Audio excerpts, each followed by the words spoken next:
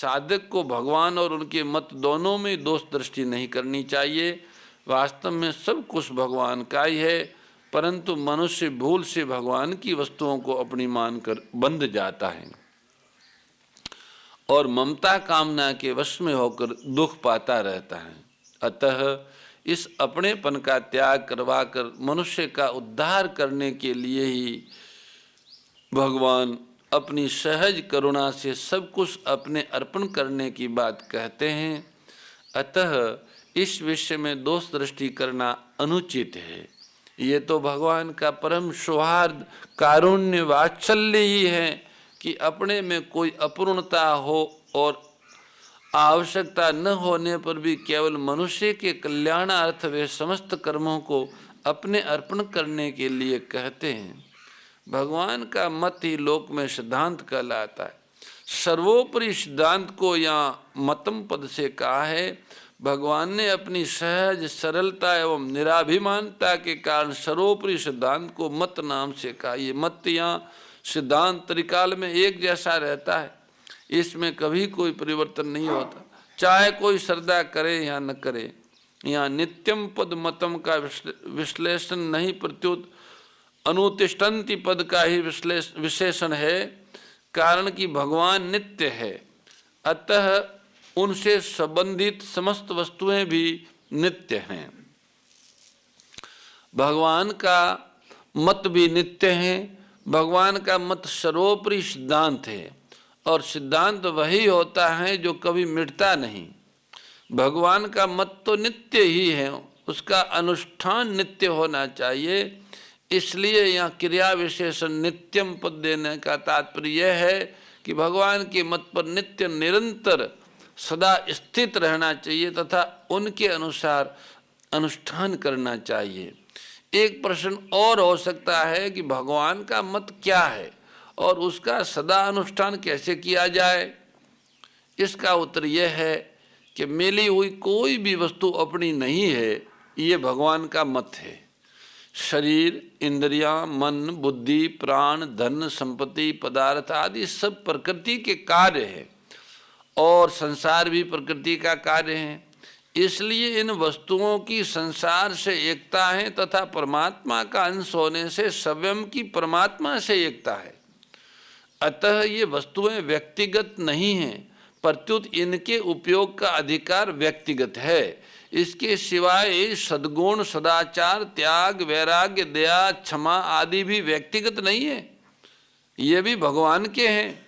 ये देवी संपत्ति है, भगवत प्राप्ति की पूंजी है। भगवत प्राप्ति की पूंजी होने से भगवान के ही है। यदि ये सद्गुण, सदाचार आदि अपने होते तो इन पर हमारा पूरा अधिकार होता। हमारी सम्मति के बिना किसी दूसरे को इनकी प्राप्ति न होती। इनको अपना मानने से तो अभिमान ही होता है, जो आसुरी संपत्ति का मूल है। जो वस्तु अपनी नहीं है उसे अपनी मानने से और उसकी प्राप्ति के लिए कर्म करने से ही बंधन होता है। शरीर आदि वस्तुएं अपनी तो है ही नहीं, अपने लिए भी नहीं है। यदि ये अपने लिए होती तो इनकी प्राप्ति से हमें पूर्ण तृप्ति या संतोष हो जाता, पूर्णता का अनुभव हो जाता। परंतु सांसारिक वस्तुएं कितनी ही क्यों न मिल जाए, कभी तृप्ति होती ही नहीं। तृप्ति या पूर्णता का अनुभव उस वस्तु के मिलने पर होता है जो वास्तव में अपनी है। अपनी वास्तविक वस्तु के मिलने पर फिर सपने में भी कुछ पाने की इच्छा नहीं रहती। अपनी वास्तविक वस्तु केवल भगवान ही है, उनकी प्राप्ति के बाद में और कुछ पाना शेष नहीं रहता। बाकी जैसे संसार में सभी पुत्रवती स्त्रियां माता ही हैं, पर बालक को उन सभी माताओं के मिलने से संतोष नहीं होता, प्रत्युत अपनी माता के मिलने से वो संतुष्ट हो जाता है। इसी तरह जब तक और पाने की इच्छा है रहती है, तब तक यही समझना चाहिए कि अभी अपनी वस्तु नहीं मिली है। मिली हुई वस्तुओं को भूल से भले ही अपनी मान ले, पर वास्तव में वे अपनी है नहीं और इसलिए उनसे अपनी तृप्ति भी नहीं होती। अतः मिली हुई कोई भी वस्तु अपनी और अपने लिए नहीं है। शरीर आदि प्राप्त वस्तुओं को न तो हम अपने साथ लाए थे और न अपने साथ ले जा सकते हैं। वर्तमान में भी ये हमारे से प्रतिक्षण अलग हो रही है। वर्तमान में ये अपनी प्रतीत होती ही है, वह भी सदुपयोग करने के लिए, दूसरों के हित में लगाने के लिए, न कि अपना अधिकार जमाने के लिए। हमें प्राप्त वस्तुओं का सदुपयोग करने का ही अधिकार है, अपनी मानने का नहीं। भगवान ने मनुष्य को ये वस्तुएं इतनी उदारता पूर्वक और इसी ढंग से दी है, मनुष्य को ये वस्तुएं अपने ही लिए दिखती हैं। इन वस्तुओं को अपनी मान लेना भगवान की उदारता का दुरुपयोग है। देने वाले ने दी है इस शान से, लेने वाला कह उठा मेरा है अभिमान से। मैं नहीं मेरा नहीं ये तन किसी का है दिया, देने वाले ने दिया है इस शान से, लेने वाला कह उठा मेरा है अभिमान से। ये तो देने वाले की उदारता है, उनका ऐसा तरीका है कि वो पता ही नहीं लगने देता है, सब कुछ देता है पर ये पता नहीं लगने देता है कि वो देता है, ऐसा लगता है कि मेरा ही है। ये उनकी उदारता है। हमने सुना था शायद 1995 में या 94 में श्रद्धेय स्वामी राम सुखदास जी का चातुर्मास नोखा में था। बीकानेर जिला में नोखा तहसील है। नोखा में चातुर्मास के समय आसपास के गांवों से ऐसी सूचना आई कि कुछ क्षत्रिय परिवार की माताएं सत्संग में आना चाहती हैं, पर वहाँ इतनी गरीबी है कि उन्हें ठीक तरह से मतलब वस्त्र जो है नहीं मिल रहे, फटे हुए वस्त्र हैं। फटे हुए वस्त्र के संकोच के कारण वे सत्संग में नहीं आ पा रही हैं। तो वहाँ एक सज्जन को ये संकेत मिला, उन्होंने घरों में ऐसे ढंग से वो कपड़े पहुँचाए कि घर वालों को पता ही नहीं लगा किसने पहुँचाए, फिर वो पहने उन्होंने। हम लोग जब गर्मियों के दिनों में गीता भवन रहते थे, 1989 से लेके 92 तक लगातार चार वर्ष हम गीता भवन रहे। उन दिनों में स्वामी जी के पास में कंबले या वस्त्र बढ़ जाते तो एक नारायण जी नाम के साधु है, उनको कहते कि नारायण, जब ये गंगा किनारे लोग सोए हुए हैं ना, भिखारी भिक्षुक, ये सोते हुए हो तब जाके ये कपड़े इनके सिराने रख के आ जाओ। तो नारायण दास ऐसे कपड़े रख के आ जाते। एक बार हमने देखा कि वो जो कपड़े थे वो रात को रख के आए और सुबह वो भिखारी बढ़िया ओढ़ के ढंग से बैठे। अब उनको पता है नहीं कि कपड़े किसने दिए, पर उन्होंने ओढ़ लिए। तो ये तो खैर लौकिक बात है, पर भगवान सब कुछ देते हैं और पता नहीं लगने देते। ये भगवान की महिमा है, भगवान की महिमा है। ये तो छोटी छोटी बातें हैं। उन्होंने इसलिए कहा नौका में कि ब्राह्मण आदि तो मांग के भी ले सकते हैं, पर क्षत्रिय मांग सकते नहीं और तकलीफ ज़्यादा है। सीधा देने जाओगे तो मनाही कर देंगे कि हम नहीं लेते। इसलिए इस रीत से दो जिससे उनको पता न लगे कि किसने दिया। तो ये तो तरीका भगवान का है। भगवान इस रीति से देते हैं कि जिसको मिलता है उसको पता ही नहीं लगता है किसने दिया। तो इसका मतलब पता नहीं लगता, इसका मतलब ये थोड़ा है कि तुम कहो मेरा है। अरे तुम्हें मिला है, देने वाला तुम्हें नहीं देखता, इसका मतलब थोड़ा ही है। तुम्हारे जन्म से पहले भी तो जिसने तुम्हें यहाँ पे भेजा वो नहीं दिखता है ना। तो परमात्मा जो है सब कुछ देते हुए भी ऐसे बना रहता है जैसे कुछ दिया ही नहीं। यही तो उनकी महानता है। यहाँ पे अपन थोड़ा बहुत देते हैं और बदले में वाह चाहते हैं, और वो हमें अन्न जल हवा तन मन वाणी शरीर पदार्थ सब कुछ देते हैं, फिर भी ये नहीं कहते कि हमने तुमको दिया। पूरी स्वतंत्रता के साथ जो कुछ चीज़ें मिली है उसका वो उपयोग करे। ये उनकी विशेषता है, उनकी महानता है, उनकी श्रेष्ठता है। अतः हमको जो कुछ प्राप्त है उसका सदुपयोग करना है, अपनी मानना नहीं, अपना मानना भूले। भगवान ने मनुष्यों को ये वस्तुएं इतनी ढंग से दी है कि ये भी ऐसे ही उदारता पूर्वक दूसरों की सेवा करें। इन वस्तुओं को अपनी मान लेना भगवान की उदारता का दुरुपयोग करना है। जो वस्तुएं अपनी नहीं है पर जिन्हें भूल से अपनी मान लिया है, उस भूल को मिटाने के लिए साधक को आध्यात्म चित्त से गहरा विचार करके उन्हें भगवान के अर्पण करना है। भूल से माना हुआ अपनापन उसमें से हटाना है। जिस साधक का एकमात्र उद्देश्य परमात्मा की प्राप्ति होता है, ऐसा साधक यदि गंभीरतापूर्वक विचार करे तो उसे स्पष्ट रूप से समझ में आ जाएगा कि मिली हुई कोई भी वस्तु अपनी नहीं होती हैं, बिछड़ने वाली होती हैं। शरीर, पद, अधिकार, शिक्षा, योग्यता, धन, संपत्ति, जमीन आदि जो कुछ मिला है संसार से मिला है और संसार के लिए ही है। मिली हुई वस्तुओं को चाहे संसार का माने, चाहे प्रकृति का माने, चाहे भगवान का माने, पर सार बात यह है कि वे अपनी नहीं है। जो वस्तुएं अपनी नहीं है वे अपने लिए कैसे हो सकती हैं? साधक को न तो कोई वस्तु अपनी माननी है और न कोई कर्म ही अपने लिए करना है। अपने लिए किए गए कर्म बांधने वाले होते हैं। इसलिए यज्ञ के अतिरिक्त अन्य कर्म मनुष्य को बांधने वाले, परमार्थ के लिए किए गए, परहित के लिए किए गए कर्म ही मुक्ति देते हैं। परहित को छोड़ के किए गए सारे कर्म बांधने वाले हैं। यज्ञ के लिए, परहित के लिए कर्म करने वाले साधक के संपूर्ण कर्म, संचित कर्म भी विलीन हो जाते हैं।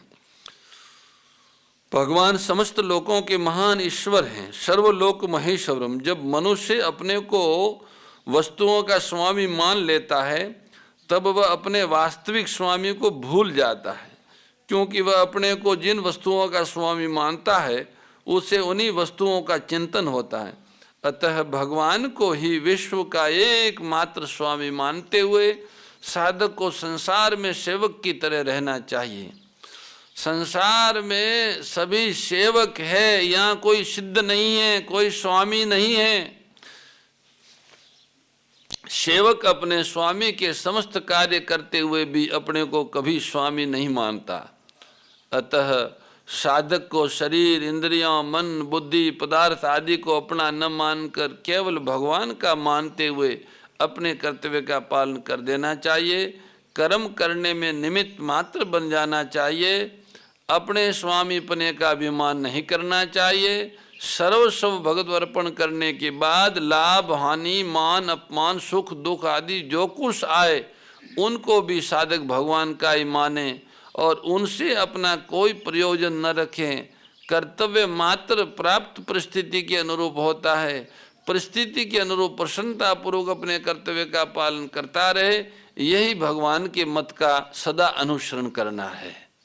मोचनते ते भी कर्म भी, भगवान अर्जुन से मानो ये कहते कि मैं तुम्हें तो सर्वस्व मेरे अर्पण करके कर्तव्य करने की स्पष्ट आज्ञा दे रहा हूँ, अतः मेरी आज्ञा का पालन करने से तुम्हारे मुक्त होने में कोई संदेह नहीं है। परंतु जिनको मैं इस प्रकार स्पष्ट आज्ञा नहीं देता हूँ, वे भी अगर इस मत का मिले हुए को अपना न मानकर परहित में लगा देगा, इसका पालन करेंगे, इनके अनुसार चलेंगे, तो वे भी मुक्त हो जाएंगे।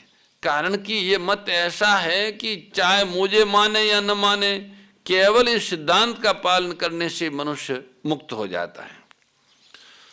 भगवान का ये मत ही वास्तविक सर्वोपरि सिद्धांत है, जिसके अंतर्गत सभी मत मतांतर आ जाते हैं। परंतु भगवान अभिमान न करके बड़ी सरलता से, नम्रता से अपने सिद्धांत को मत नाम से कहते हैं। तात्पर्य यह है कि भगवान ने अपने अथवा दूसरे किसी के भी मत का आग्रह नहीं रखा, निष्पक्ष होकर अपनी बात सामने रखी। मत सर्वोपरि नहीं होता, व्यक्तिगत होता है। हर एक व्यक्ति अपना अपना मत प्रकट कर सकता है, परंतु सिद्धांत सर्वोपरि होता है जो सबको मानना पड़ता है। इसलिए गुरु शिष्य में भी मतभेद तो हो सकता है, पर सिद्धांत भेद नहीं हो सकता। ऋषि, मुनि, दार्शनिक अपने अपने मत को भी सिद्धांत नाम से कहते हैं, परंतु गीता में भगवान अपने सिद्धांत को भी मत नाम से कहते हैं। ऋषि, मुनि, दार्शनिक, आचार्य आदि के मत में तो मतभेद रहता है, पर भगवान के मत में कोई मतभेद नहीं है, क्योंकि वो सबका मत है, वो सबका सिद्धांत है। और आज जो 31वें श्लोक में भगवान ने बात कही है वो सिद्धांत की बात कही है कि ये सब मन, वाणी, पदार्थ, क्रिया, कर्म जो कुछ है वह तुम्हारा अपना नहीं है, उसको अपना न माने। अपना मान के अगर काम में लेंगे तो बंधनदायक है, और परमात्मा का मान के परहित में लगाएंगे तो यही मुक्ति प्रदान करने वाले हैं। आज श्रीमद् भगवद गीता की चर्चा यहीं। श्री राम जय राम, जय जय राम। श्री राम जय राम, जय जय राम। श्री राम जय राम, जय जय राम। हरि पद प्रेम दान कर, प्रभु पद प्रेम दान कर, अपनो कर लीजे। ओम जय भगवद गीते, जय भगवद गीते हो मैया, जय भगवद गीते।